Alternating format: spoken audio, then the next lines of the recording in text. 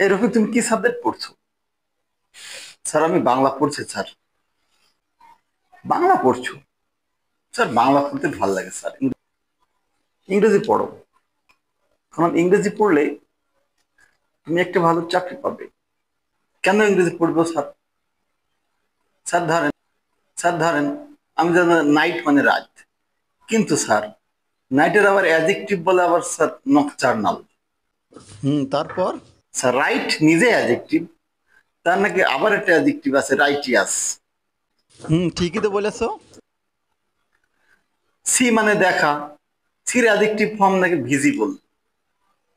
আমরা তো সবাই জানি স্যার এগ মানে ডিম, কিন্তু এগের আবার অ্যাডজেক্টিভ রূপ শুনলে তো স্যার আমি অবাক হই।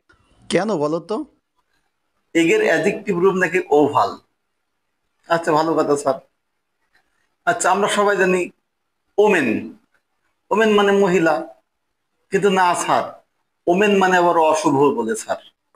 ঠিক তাই। OMEN বল তার বানান নাম স্যার। আচ্ছা স্যার, আমরা তো জানি স্যার LY থাকলে অ্যাডভার্ব হয়। বাহ, বেশ তো। না, ওয়াল্লাহ এখন আবার শুনছি যে না, LY থাকলে অ্যাডভার্ব হবে না, অ্যাডজেক্টিভও হয় স্যার। দারুণ ব্যাপার। আবার এর নাকি নিয়ম আছে স্যার, নাউনের সাথে LY থাকলে নাকি অ্যাডজেক্টিভ হয়, আবার অ্যাডজেক্টিভের সাথে LY থাকলে নাকি অ্যাডভার্ব হয়। You R right. ম্যান, ম্যানের সাথে যদি LY থাকে নাকি সে আবার হল ম্যানলি অ্যাডজেক্টিভ বলে। স্যার ফ্রেন্ড, ফ্রেন্ডের সাথে LY নাকি সেটা আবার ফ্রেন্ডলি অ্যাডজেক্টিভ। তাহলে স্যার বোঝেন স্যার, ইংরেজি কি একটা একটা কঠিন সাবজেক্ট স্যার। না, তোমার কথা শুনতে আমি নিজেই দ্বিধান্বিত হয়ে গেলাম। এই জন্য স্যার আমার ইংরেজি পড়তে মোটেই ভালো লাগে না স্যার।